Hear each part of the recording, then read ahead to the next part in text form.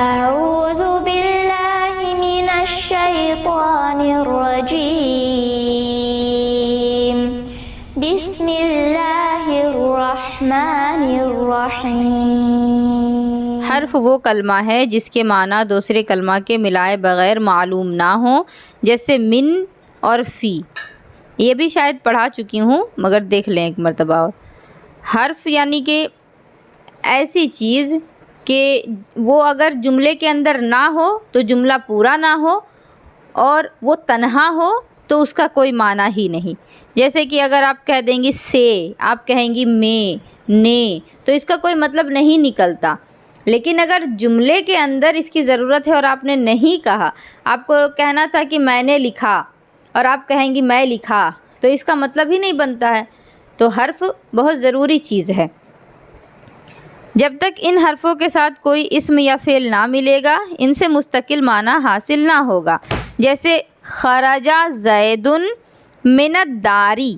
خرج زید من الداری کا مطلب کیا ہوگا کہ زید نکلا گھر سے۔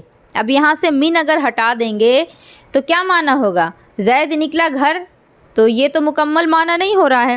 پھر دخل عمر فی المسجد، عمر داخل ہوا مسجد میں۔ اب اگر یہاں سے میں ہٹا دیں گی فی کو تو کیا معنی ہوگا؟ عمر داخل مسجد، کوئی مطلب ہی نہیں ہوا۔ تو یہاں تو مطلب یہ ہونا تھا نا کہ عمر داخل ہوا مسجد میں۔ حرف کی دو قسمیں ہیں، عامل، دوسرا غیر عامل۔ عامل یعنی کہ جو عمل کرتا ہے، کام کرتا ہے، غیر عامل جو کام نہیں کرتا۔ مرکب وہ لفظ ہے جو دو یا زیادہ کلموں کے جوڑ کو ملا کر بنا ہو، یعنی مرکب جو کہ ایک سے زیادہ چیزوں سے مل کر بنا ہے۔ زیادہ کی کوئی حد نہیں ہے، لیکن ایک سے زیادہ ہونا چاہیے جو دو یا زیادہ کلموں کو جوڑ کر بنایا جائے۔ اس کی دو قسمیں ہیں، مفید اور غیر مفید۔ مرکب مفید وہ ہے کہ جب کہنے والا بات کہہ چکے تو سننے والے کو گزشتہ واقعہ کی خبر یا کسی بات کی طلب معلوم ہو سکے۔ مرکب مفید جیسا کہ اس کے نام سے ہی ظاہر ہو رہا ہے، مفید یعنی فائدہ مند، تو ایسی چیز کہ جس کو سننے کے بعد آپ کو کوئی چیز سمجھ میں آئے کہ کوئی خبر دی جا رہی ہے یا کوئی اور بات ہو رہی ہے، جہاں پر بات معلوم ہو وہ ہوگا مفید۔ جیسے ذہب زید، زید گیا۔ اب اس کو آپ سنیں گی تو آپ کو سمجھ میں آتا ہے نا کہ ہاں یہاں کوئی کام ہوا ہے، زید گیا۔ یا پھر آپ اپنے آپ کو ہی اس جگہ پر رکھ لے سکتی ہیں کہ جیسے کنیز فاطمہ گئی، یا تو پھر سمپی بانو آئی، کوئی بھی چیز آپ بول سکتی ہیں۔ تو اس سے ہوگا کیا کہ بات سمجھ میں آ رہی ہے، یہ مرکب مفید کہلائے گا، یعنی دو ایسے لفظوں کا مجموعہ جس سے بات مکمل ہو گئی۔ اب ایتی بالماء، پانی لا، اب اس کا بھی مطلب تو آپ کو سمجھ میں آ رہا ہے کہ پانی لانے کو کہا جا رہا ہے۔ اگر پانی الگ کہیں گے، لا الگ کہیں گے تو اس کا تو مطلب نہیں بنتا۔ پھر پہلی بات سے سننے والے کو زید کے جانے کی خبر معلوم ہوئی، ذہب زیدن سے زید گیا، آپ کو پتہ چلا کہ زید چلا گیا ہے۔ اور دوسری بات سے یہ معلوم ہوا کہ کہنے والا پانی کو طلب کر رہا ہے۔ تو مرکب مفید کی تعریف میں کیا بتایا گیا کہ کوئی خبر معلوم ہو یا پھر کوئی طلب معلوم ہو۔ مرکب مفید کو جملہ اور کلام بھی کہتے ہیں۔ اگر پوچھا جائے کہ مرکب مفید کا دوسرا نام کیا ہے تو جملہ بھی کہہ سکتی ہیں، کلام بھی کہہ سکتی ہیں۔ جملہ دو قسم کا ہوتا ہے، جملہ خبریہ، جملہ انشائیہ۔ جملہ خبریہ جیسے جملہ خبریہ میں بولی تو آپ لوگوں کو ابھی یاد آیا ہوگا کہ فیض الادب میں کل میں پڑھا رہی تھی تو جملہ خبریہ کہہ رہی تھی۔ تو جملہ خبریہ کیا ہے؟ اب یہ دیکھیے، اس جملہ کو کہتے ہیں جس کے کہنے والے کو سچا یا جھوٹا کہہ سکیں۔ جملہ خبریہ یعنی کوئی خبر معلوم ہو، جیسے آپ نے پڑھا نا کل فیض الادب میں اللہ احد، اللہ ایک ہے۔ تو اب اگر یہ کوئی بات کہہ رہا ہے، اس بات کو سننے کے بعد آپ کہہ سکتی ہیں نا کہ ہاں اس نے سچ کہا ہے۔ اگر کوئی جھوٹ کہتا ہے تو آپ کہہ سکتی ہیں کہ ہاں اس نے جھوٹ کہا ہے۔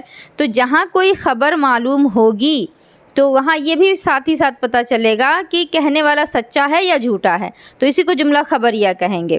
اس کی بھی دو قسمیں ہیں، جملہ اسمیہ، جملہ فعلیہ۔ اب جملہ خبریہ کی دو قسمیں اسمیہ اور فعلیہ کون کون ہیں؟ جملہ اسمیہ یہ بھی آپ لوگ ایک مرتبہ پڑھ چکی ہیں۔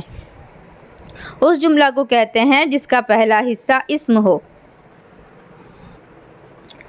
جملہ اسمیہ اس جملہ کو کہتے ہیں جس کا پہلا حصہ اسم ہو اور دوسرا حصہ خواہ اسم ہو یا فعل، یعنی سب سے پہلے جو چیز آ رہی ہے جملے کے اندر وہ اسم ہونی چاہیے۔ جیسے کل کے سبق میں آپ لوگوں نے جتنا بھی پڑھا ہے سب کے شروع میں اسم تھا، نام تھا۔ اللہ ایک ہے، رسول سچے ہیں، کتاب اچھی ہے، جو کچھ بھی تھا سب نام سے شروع تھا، تو اسی وجہ سے جملہ اسمیہ تھا۔ تو اس جملے کو کہتے ہیں جس کا پہلا حصہ اسم ہو اور دوسرا حصہ چاہے اب وہ اسم ہو یا فعل ہو، یعنی دوسرے حصے سے آپ کو مطلب نہیں ہے، وہ اگر اسم ہے تو بھی چلے گا، وہ اگر فعل ہے تو بھی چلے گا۔ اسم کا معنی نام، فعل کا معنی کام، یاد رکھنا ہے اس کو۔ جیسے زید عالم اور زید علمہ۔ اب زید عالم میں زید جو ہے وہ تو نام ہے ہی، آپ کو معلوم ہے، دونوں میں زید دے سے شروعات ہے اور زید جو ہے وہ نام ہے، تو یہ دونوں جملہ آپ ویسے ہی کہہ دیں گے کہ جملہ اسمیہ ہے۔ لیکن پہلے جملے میں زید کے بعد عالم ہے، تو عالم یہ بھی نام ہے، زید عالم، زید عالم ہے، زید بھی ایک نام ہے اور عالم بھی ایک نام ہے۔ آپ کہتے ہیں نا کہ فلاں شخص عالم ہے، تو عالم ہے کا کیا مطلب ہے؟ عالم ایک نام ہوا۔ اب اگلا مثال جو ہے وہ ہے زید علمہ۔ اب یہ کیا ہے کہ زید نے علم حاصل کیا، اب یہ تو نام نہیں ہے، یہاں زید ہی صرف نام ہے، لیکن علمہ کا معنی ہے کہ علم حاصل کیا، تو علم حاصل کیا یہ کام ہو گیا۔ تو پہلا جملہ دیکھیں دونوں میں دونوں کا فعل ہے، لیکن دوسرا جملہ ایک کا اسم ہے اور ایک کا فعل ہے، تو آپ کو دوسرے سے مطلب نہیں ہے۔ جملہ اسمیہ پہچاننے کے لیے پہلا والا اسم ہونا ضروری ہے، تو یہ دونوں اسم ہو گئے جملہ اسمیہ۔ ان میں سے ہر ایک جملہ اسمیہ خبریہ ہے اور ان کا پہلا حصہ مسند الیہ ہے جس کو مبتدا کہتے ہیں، اور دوسرا حصہ مسند ہے جس کو خبر کہتے ہیں۔ تو زیدن جو ہے ان دونوں میں مسند الیہ ہے، اور عالم جو ہے وہ دونوں میں مسند، عالم ایک جگہ مسند ہے، ایک جگہ علمہ مسند ہے، اور جو مسند ہے وہ خبر ہے، یہ بھی آپ پہلے ہی پڑھ چکی ہیں۔ جملہ اسمیہ خبریہ کے معنوں میں ہے، ہوں، ہو، آتا ہے۔ اب جملہ اسمیہ خبریہ کے معنوں میں ہے، ہوں، ہو، آتا ہے، اس کا کیا مطلب؟ جیسے آپ کہیں گے زید عالم، تو زید عالم صرف نہیں کہیں گے، اس کو پورا کرنے کے لیے کیا کہنا ہوگا؟ زید عالم ہے، تو یہاں ہے کا لفظ آ گیا۔ زید علمہ، زید نے علم حاصل کیا ہے، تو یہاں پر بھی ہے کا لفظ آ گیا۔ تو اسی طرح سے جملے کو مکمل کرنے کے لیے ہے، ہوں، ہو، آتا ہے، ٹھیک ہے۔ صرف آپ کہہ دیں گے کہ زید عالم تو اس کا کوئی مطلب نہیں نکلتا، یہاں آپ کو ہے لگانا پڑے گا۔ اگلا ہے جملہ فعلیہ، وہ جملہ ہے کہ اس کا پہلا حصہ فعل اور دوسرا حصہ فاعل ہو۔ اب یہاں شروعات میں فعل ہونا چاہیے، یعنی کام ہونا چاہیے۔ جیسے علمہ زیدن، علمہ کا مطلب وہی ہے علم حاصل کیا۔ اب یہاں زیدن جو ہے یہ نام تو ہے ہی، لیکن اب یہاں زید جو ہے یہ کام کرنے والا ہے، کیونکہ اس کا معنی ہوگا زید نے علم حاصل کیا، علمہ فعل ہو گیا اور زید ہو گیا فاعل، یعنی کام کرنے والا۔ علم حاصل کرنے کا کام زید نے کیا ہے، تو اسی وجہ سے زید فاعل ہو جائے گا۔ اگلا ہے سمع بکرن، یعنی بکر نے سنا۔